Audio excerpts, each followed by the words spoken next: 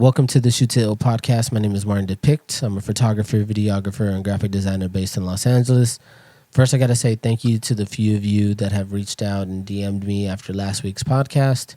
I think a lot of you guys enjoyed the topic of how I made money.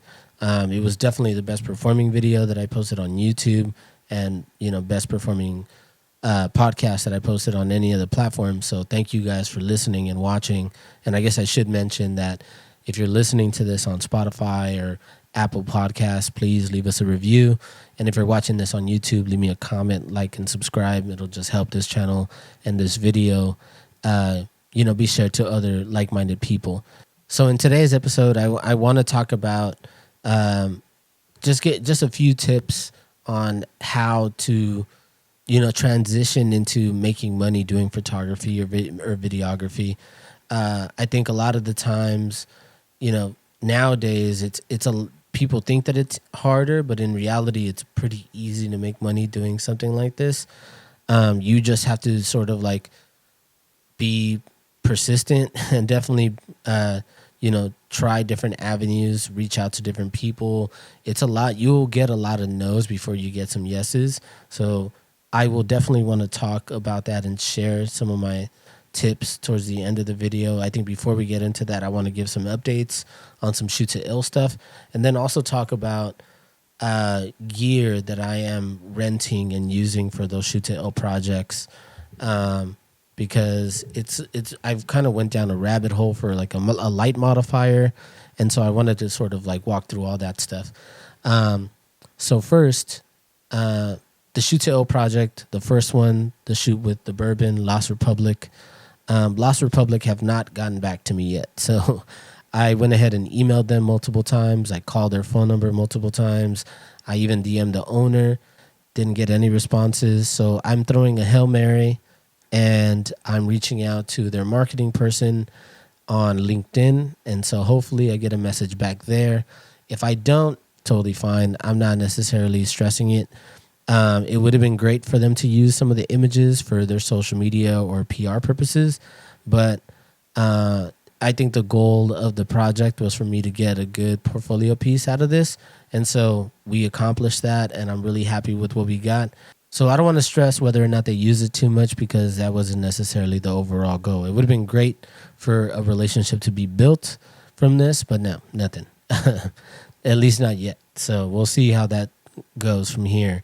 But that sort of leads me into the next couple projects, because I went ahead and I rented a Hasselblad X2D, which is a medium format camera, and I talked about medium format cameras in the last podcast episode.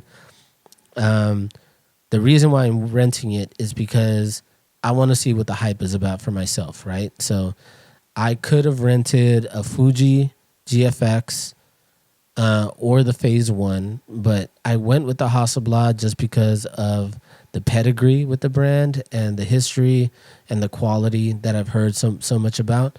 I also own a Hasselblad 500cm. I know that the X2D is a completely different form factor from the old 500cm, but I wanted to sort of really test it out for myself. And it's not a cheap rental either, right? Because it's a really expensive camera, and with the two lenses that I decided to rent it with.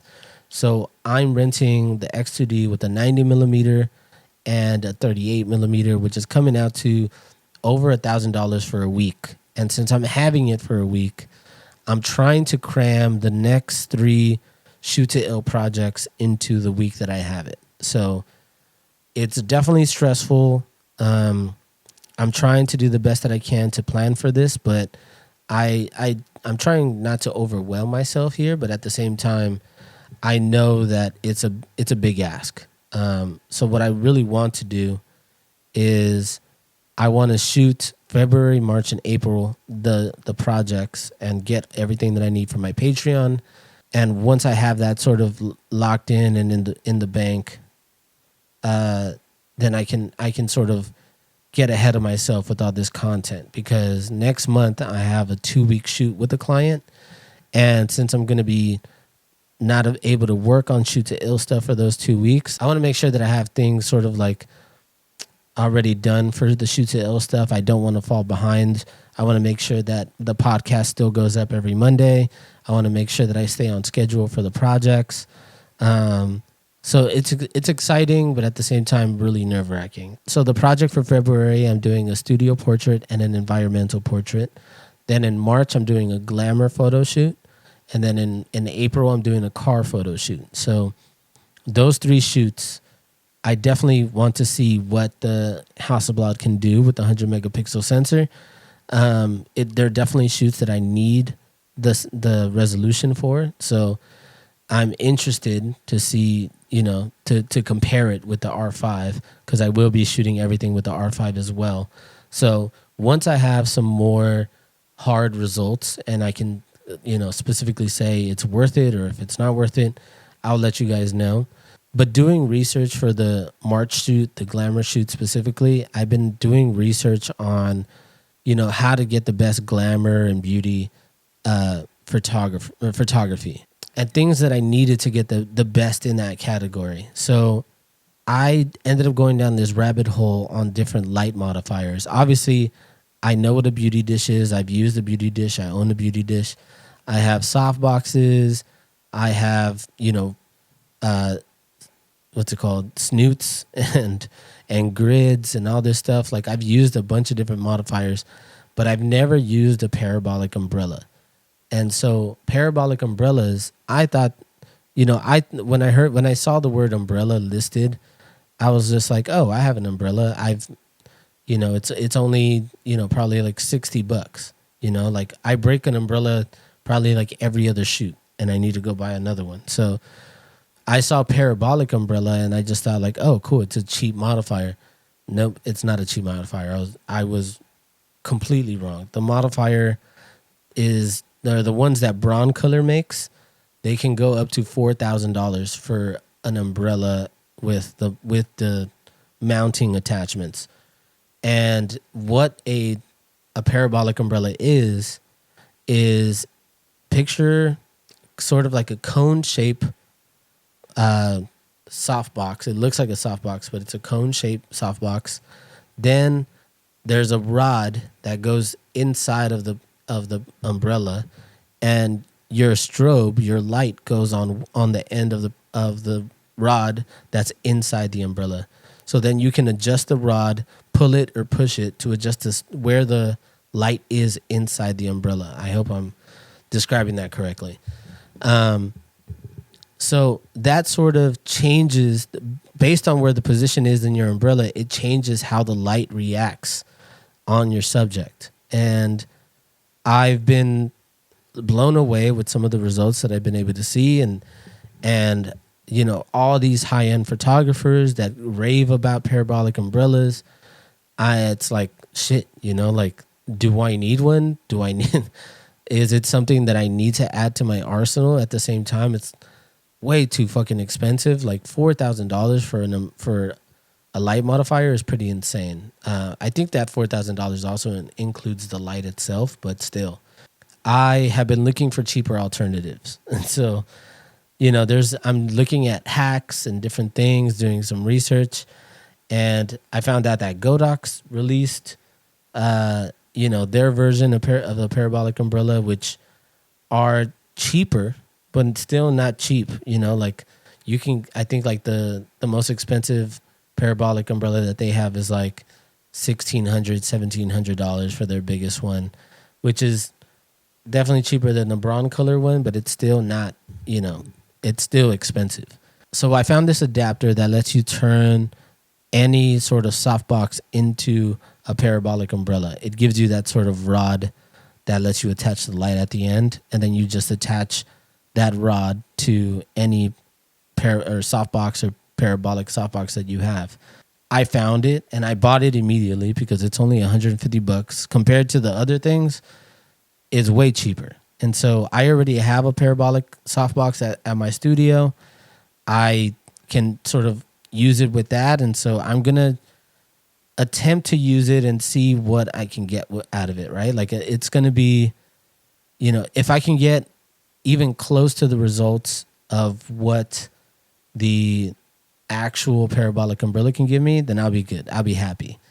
But beauty photography or glamour photography specifically, it's something that I've been wanting to do, and I think I've mentioned it on the podcast already before. That if you become an expert in glamour photography or beauty photography, a lot of photographers that do it and do it well, they could be making upwards of $5,000 a shoot. So it's definitely something that I want to add to my portfolio. I want to let people know that I can do it. I definitely want to, start submitting photos to different makeup companies and beauty companies, because if they can see that I can do it, and be competitive with my pricing, maybe I can gain some new clients there. But now let's get into the how to turn your hobby into a career thing. So when I was shooting photography, obviously I was a graphic designer, and photography was sort of like this thing that I love to do on the side. I was charging $50 an hour. That was where I started. I had like a pretty good portfolio, photos that I took during college, and I was doing shoots for free and stuff. And I was still doing free shoots on the side. So I was still sort of, learning and experimenting. If you're a photographer that's trying to start making money now in this sort of day and age with social media and everything, I think a lot of you guys think that the way to do it is through social media, through TikTok and Instagram and stuff like that. So it's definitely an option, right? Like you can definitely start making money promoting yourself on there. But if you want to, you need to put yourself in a position where the money can find you easier. So I would say places like Fiverr is better. Even places like Indeed is better. I know Indeed is a job listing site, but at the same time, you can put your portfolio on there and your resume on there, and you can say that you're not looking for long-term jobs, that you're just looking for short-term projects, and there'll be clients that reach out to you that'll say, hey, I have photos that I need taken and I need edited and them to be done within 3 weeks or a month. And so there's always projects on there that could be reached out to you. You just need to be visible to them. You need to make sure that you're on that platform for them to find you. Same thing with Fiverr. So on Fiverr, some of my graphic design buddies, they'll list themselves on Fiverr, but then they have different things that they're experts in. So one of my friends is like an expert in calligraphy, and she also does logo design, and she also does custom lettering. So she can sort of create different gigs. Gigs are sort of like projects. Like you can create different projects of people to hire you for. So you can say, in a way for photography or videography, you can say that, product photography, I'll shoot one product in multiple different angles for this much. And you can say maybe like $100. Then you can say project photo shoot, a 2-hour shoot that includes this many edits for this much. Or if you want to do, short form content or video, you can say I'll create a reel for you. I'll shoot it and edit it for this much. So on Fiverr, as long as you have examples of the work that I just described, you can put yourself on Fiverr and have people that are looking for that type of work find you on there. And these are already people that are looking to pay for this kind of work. On social media, they're trying to get you to do work for promotion, for them to tag you in a post or something like that, which I don't think I have done since like 2016. I think that, the promotion, tagging people and promoting on social media, I don't think it's good. I don't think it's been good since like 2014, since before the algorithm was changed. So, or since before the algorithm was added, I should say. So I don't think it's worth it. I think just sort of like, make sure that you're sort of putting yourself in a position to where people can find you easier. Obviously, social media is still very beneficial, but at the same time, I don't think it's lent itself to be helpful for creatives like photographers in a long time. So don't put all your eggs in that basket. Try to diversify. Another thing that you can do, and I said this before, if you're looking to get into photography and you want to start doing it for some money, product photography is the way to do it. Everyone needs product photos. I think right now with social media, there's companies that need to stay active on social media, and for them to do that, they need to have content. And so don't expect for you to get paid a lot for this content. Some of this content is, when it's posted, it lives and dies within a couple seconds, right? So like people will just scroll past it and forget about it. So people are really just sort of like posting, or companies are really posting to sort of feed a meter and to make sure that they don't sort of fall behind in the algorithm, because you now need to post a certain amount for your account to be listed as active and for your photos to be shown to the people that follow you. So they need to be able to, stay active on these social media accounts. So a lot of the times, there's two different things, right? There's like shooting for social media where the photos will have a very short lifespan, and then there's commercial photography where you can shoot a set of photos for Coca-Cola or Ray-Ban or any of these sort of companies, and then they will use those photos for a campaign that will last for years and years and years. They will use around the world, and then you will get a check in the mail for licensing every time they choose to renew the license. So and that again goes down to like agreements and all that stuff. So that's another option for you to start making money. I think I had a conversation with someone through DM that was telling me that was sort of afraid to raise his rates because he didn't want to lose clients or didn't want to lose the people he was working with. And I got to say, it happens. So like every time that I've raised my rate on people, half of my clients go away.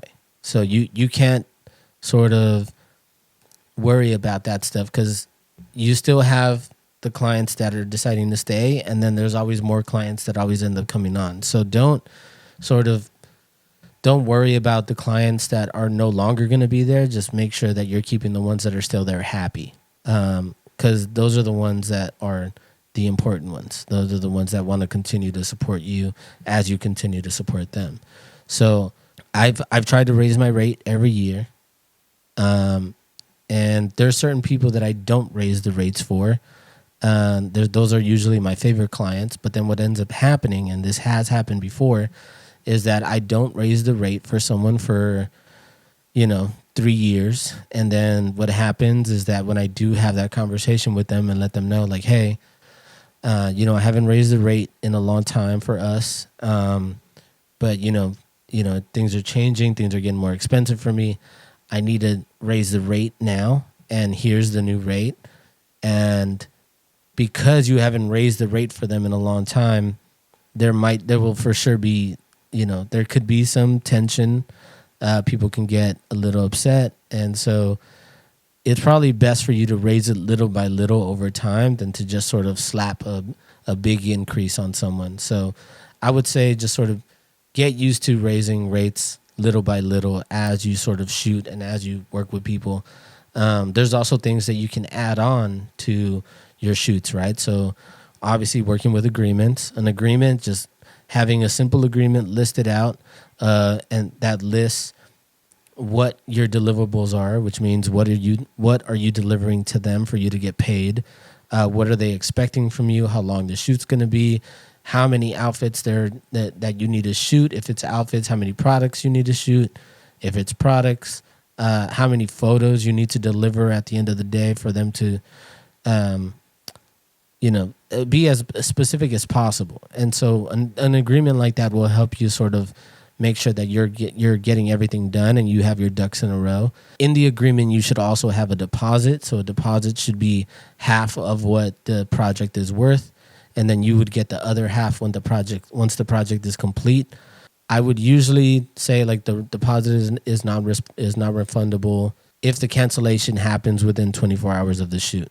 I do believe that you need to have some compassion, right? Like I do like to be a little bit nicer to people that have been nice to me, and then sometimes that comes back to bite me in the ass, because there's one influencer right now that owes me like over 10 grand, and she's owed me that for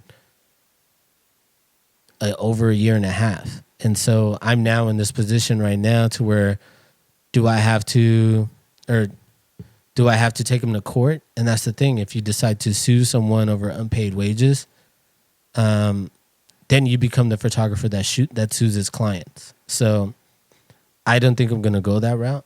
And then I'm not going to ever put her name on blast because it's not necessarily worth it for me to do that. I don't think I would ever expose one of my clients, even though they haven't been the best to me at this point. I haven't worked with her since that project, and I still don't know if I'll ever get paid for it, but it's not necessarily worth it. Like it's more worth it for me to just cut that person off and to never work with that person. Statute of limitations for unpaid wages is 3 years. So who knows, after 3 years and I know that money is not coming, I might just, put that person on blast and say, fuck it, who cares? I just don't think that, I think that you want to make sure that you're as organized as possible. And then on top of that, make sure that everything that you're paying for the project gets reimbursed for you. Everything. So like gas for traveling, flight tickets if you're traveling, hotels, Airbnbs, even the equipment fee. I have an equipment fee in my shoot rate because if I'm taking equipment to you, if I'm hauling C-stands and light modifiers and strobes, if I'm bringing all this stuff to you, I need to be compensated for that because there's always a chance of the equipment breaking. And if something does break, I want to have that equipment money to make sure that I can replace it. So, just make sure that you sort of cover everything that you can. And so there's been a lot of times, or I think there was a lot of times too, where I look back on what I've charged, and after everything that I've put into the shoot, after everything that I've spent for the shoot, there's been times where I felt like I barely made any profit. So I would just be careful about, making sure that you're charging enough for your services, because whether it be photo edits, making sure that those edits, if there's any revisions that you need to make, any changes to the edit, that you charge for those changes, because that's still time that is taken out of your. That's still time that you have to take on. That's still, extra time that you didn't account for. And so you want to make sure that you're getting paid for that time. I know this is a lot of information that I'm throwing out to you guys, but I think it's very important information. One thing that has helped me over the years is having a media kit. So a media kit is under 10 pages, it's usually a PDF document. So it's usually a title page that usually it has my logo on it with my title, maybe like an Instagram handle. Then it has a small it's like a mini description of who I am and what I do, examples of my work. So it'll have photography or product photography, lifestyle photography, studio photography, product photography, all this stuff. Just like, I think I said product twice. And then after the examples of your work, you would have your rates and then previous clients, like logos of their company. So that way people can see who you've worked for and who you've worked with over the years. I think that's always helpful. I think because I interned and freelanced for Volcom, I think that was a big star on my media kit for a long time until I kept adding more and more people. I've been fortunate enough to work with like Galore and Glamour and, different record companies, Atlantic Music Group, Warner Brothers Music Group, PSD, Playboy, and having those logos positioned next to your rates, I think help a lot too. So, and then on your rates, you want to be, you want to have your hourly rate. I have my hourly rate. I have the half day rate, full day rate, and then I have what I charge per edit listed on there. The equipment fee that I have listed, transfer fee, like if they have, If they want me to transfer the files to an SSD, I charge for that. And then once you get to the point to where you've worked with enough people, right? You're working with people month over month. You have maybe a set list of clients that you've worked with for a long time. What helps you get to that next level of, consistency, and not only that, but also what helps you turn this into a full-time career is having retainers. So you would then sort of, lock in monthly rates with these clients. Usually it's at a little bit of a discount because it is a retainer rate. And then you would have deliverables listed out and everything of what the baseline minimum is for you to deliver every month. Having something a little bit more consistent, making sure that you can count on money coming in, right? Because freelance money is very inconsistent. Like sometimes you're working, sometimes you're not working, but there's always those clients that always stay pretty consistent. And so those would be the ones that I would pitch retainers for. And most of the times they're more willing to sign a retainer because they get to save some money. Retainers can also be helpful for the clients that need a lot of stuff like last minute. So like if they're reaching out to you and they're saying like, hey, I need this edited within the next 30 minutes or the next hour or whatever it is, because you have to make yourself available, you then have to charge for that time, right? So if you know that they're doing that on pretty regularly on a monthly basis, you can add that into the retainer and say like, hey, I'm making myself available to you for 5 hours or 10 hours out of the month after my office hours for these projects for a certain amount or for a certain fee. There could be some clients that have commitment issues, meaning that, you lock them into a certain amount or a certain term of contract, and then they don't want, they want to end the term. And so you have to have a cancellation fee. So make sure that you just prepare yourself. There's certain, I'm sure that you guys can find retainer contracts or agreements online. I would definitely talk to someone. I think every retainer contract is different. So depending on who you're working with and what and the amount of work that you're doing, I think you maybe should work with a lawyer or someone to write something out for you. Lastly, I want to say that saying no to things has been the biggest thing that has led me to turn this into a full-time career.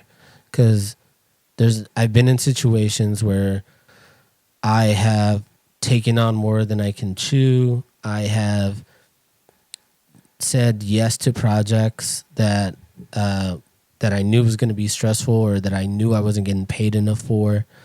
And sometimes that stress was not worth it. By saying no to certain projects, it sort of allowed me to be more realistic with my expectations. I think knowing your expectations is very helpful, making sure that your client knows your expectations, letting them know that that you can't do your absolute best without a baseline of things. So if I tell my client like, okay, in order for me to do my best, I need this much of your time. I need all the clothing to be steamed and ready. I need people there and to help organize all the wardrobe. And I need to have like a list, like a shot list available. And if I get on set and I don't have any of that stuff, if the shoot went from 10 hours to now being 4 hours, then I'm not going to give my best. I'm going to try my best, but I know that I'm not going to give my best now. So I know now that I can say no to projects that are just not going to be worth it. So I guess that would be my biggest advice to you guys is say no to the clients that are not going to be worth the trouble. You need to, stand your ground and just know that there's going to be more work that comes. Because sometimes the projects that are the most stressful and the ones that nothing goes right in, those are always the ones that cost you the most. So yeah, I know that was a lot of information that I just threw your guys' way. I hope it was digestible. I hope that it helps. So if you made it this far on YouTube, please like, subscribe, and comment. If you're watching this on Spotify or on Apple Podcasts, please leave us a good review. But that's it for this episode, guys. I'll see you guys next time. Keep shooting. Peace.